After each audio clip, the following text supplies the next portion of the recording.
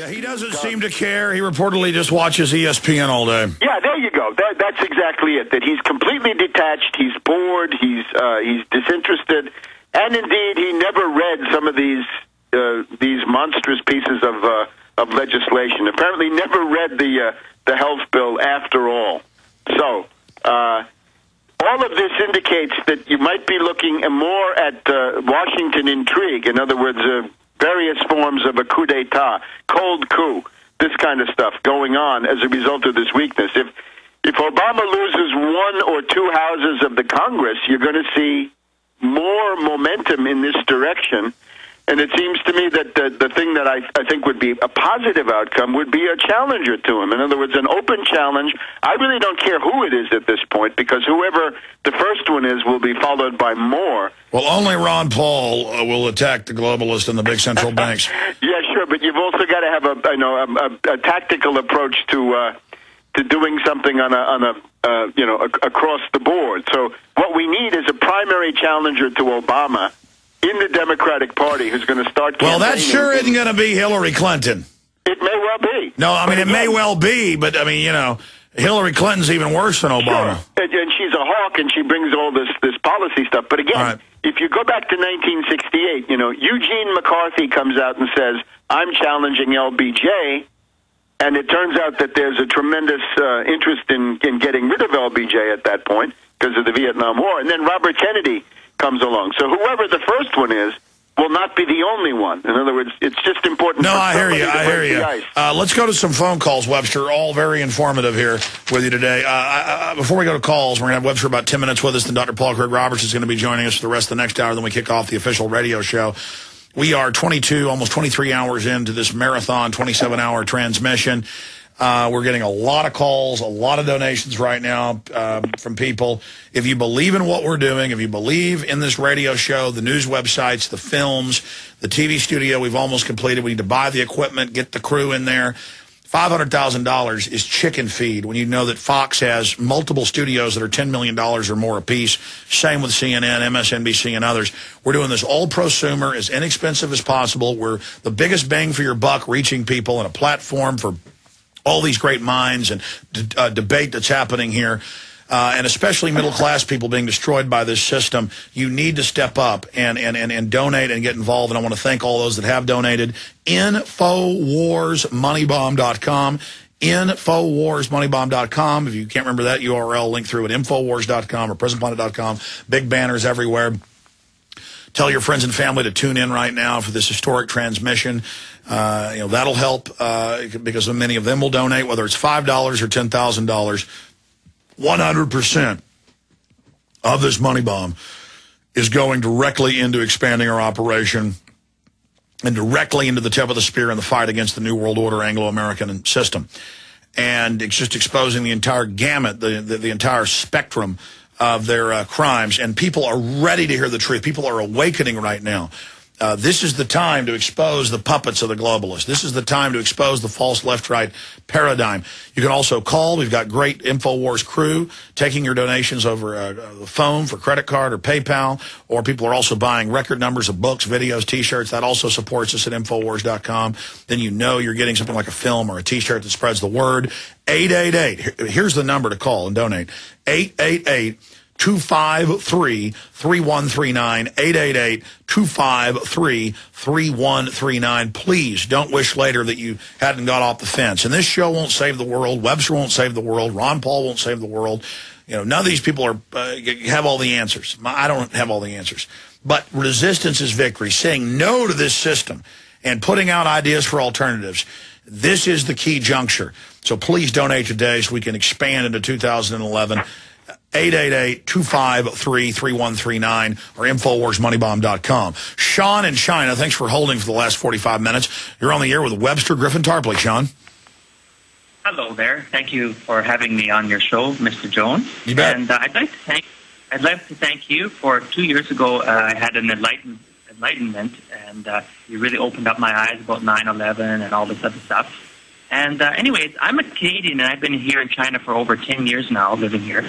And I was wondering, what would you do if you had $50,000 worth of Chinese renminbi, about 330,000 renminbi, what can I do to invest with this?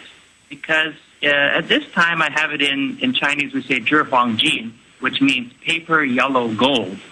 So we have it invested in a bank in China and stuff like that. Is it better to have physical gold or paper gold, or is it good to have gold in China at all? Or what would you do with it? All right, let me be specific. I don't know all the intricacies of the locale and your personal issues, and I don't give financial advice, and we're going to have Webster comment on this. If I was you, I would be at least 30% in silver and gold, and I would be diversified out in other areas and pay down debts and things like that. I mean, put it to you this way. I bought a lot of my gold at $260, $300, $400, $500 an ounce. I haven't sold any of it. And I haven't sold any of the silver, because that's our emergency backup if we ever have to sell it. If we go into a total collapse, I'll have to pay the bills and stay on air here, and I guess we'll have like a month of money or something, or not even that. But that's my emergency, super backup, and it's seen fourfold increases.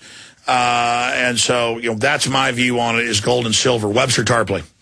I think that's, broadly speaking, correct, Alex, what you just said. Obviously, we can't give it advice without, knowing your situation. We can't give advice no matter what. But generally speaking, a gold hedge, in other words, some percentage, right, whether it depends on your needs, 10, 20, 30% in these precious metals. And it's got to be physical gold in your private possession. In other words, it can't be some paper promise that some broker has it on deposit for you, because what if they go bankrupt? And that's exactly what you're always trying to protect yourself against. And otherwise, diversify.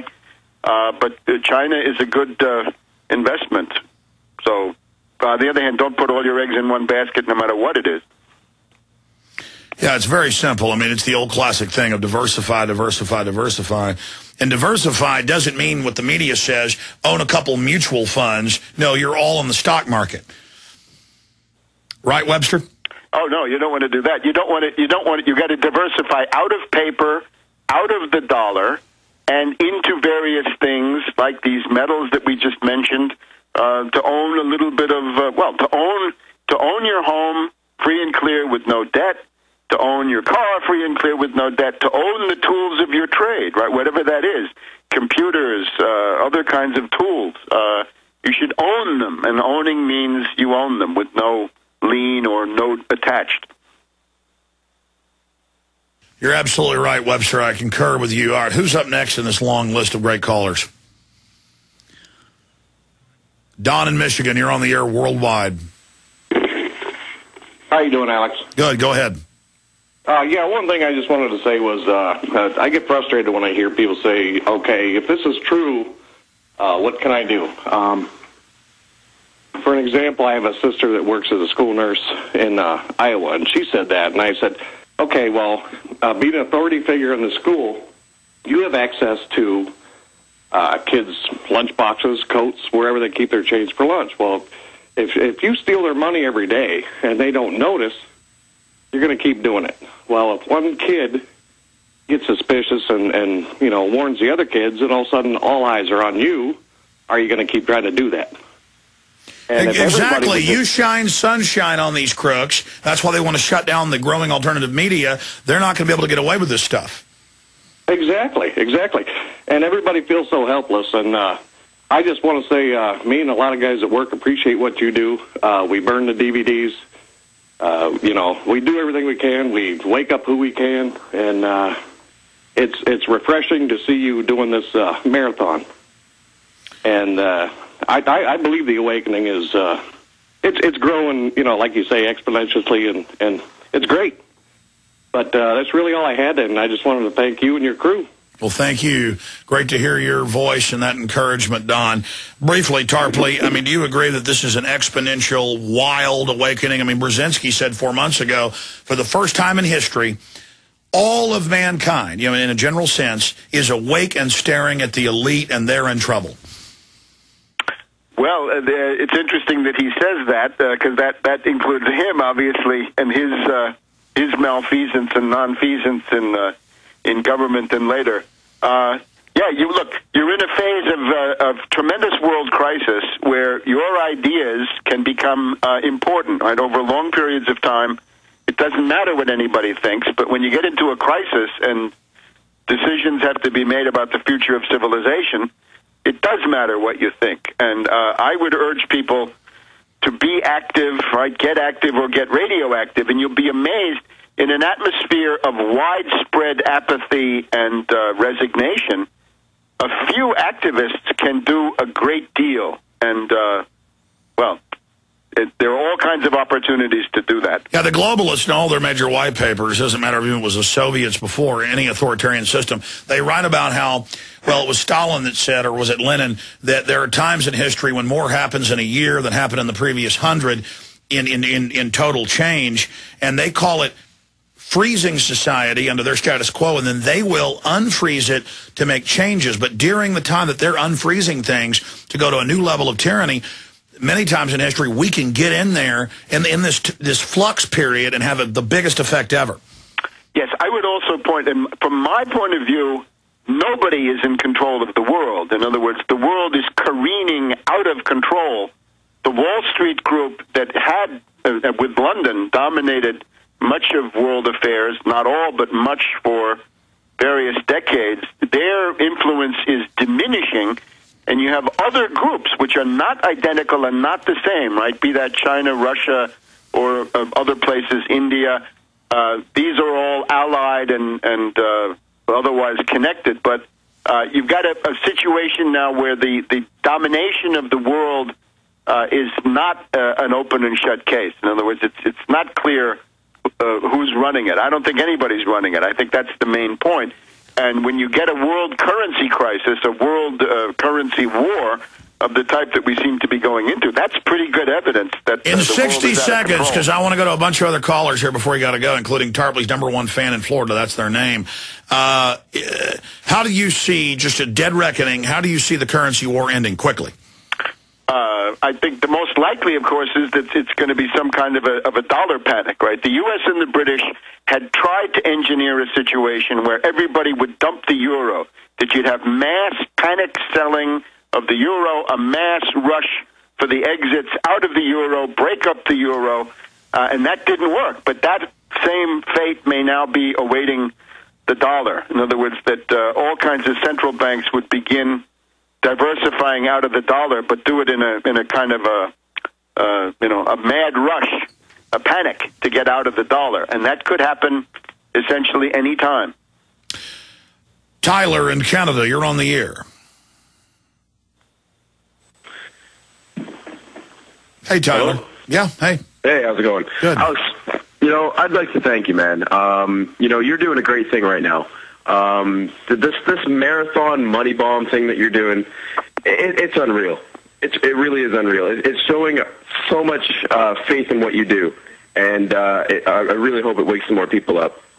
Well, that's the great part about all these live interviews and taped interviews and all these amazing guests, and it's all going to have a life of its own on the internet with probably millions of people watching the different videos, the 27 hours that are going to be put out there that are all going out live right now. And it is very exciting, and I do have faith in the listeners, and I'm sure it'll usually take a few days after, but I think we're going to hit our goal of $500,000 if folks keep supporting, and I appreciate everybody who's been involved in this historic event. Tyler, what's on your mind? Listen, I have no doubt that not only are you going to reach the goal, if you don't reach the specific goal, you're going to reach the ultimate goal. 100%, man. What's on my mind? Jeez, there's a lot on my mind. We got Tarpley on. I'd like to talk to him real quick. But first off, I'd just like to say to everybody, I think that we should research this Project Bluebeam. There's this mass hysteria ensuing about this UFO sightings all over the world, and it's such a great distraction from what's really going on. Yeah, let me get right Tarpley's take on that. No, sorry, go ahead, Tyler. Oh, no, I believe that this, I'm not too knowledgeable about the Project Bluebeam. I've read some of it about the satellites in space, throwing some kind of 3D image in the sky, and they might do it for some religion or something. But it's funny. I was actually looking outside yesterday, and I was amazed at the amount of chemtrails. There was just line after line after line of them. And last night we had a bunch of UFO sightings here. Tyler? So, I mean, there's some kind of connection there. Yeah, but, I appreciate your call.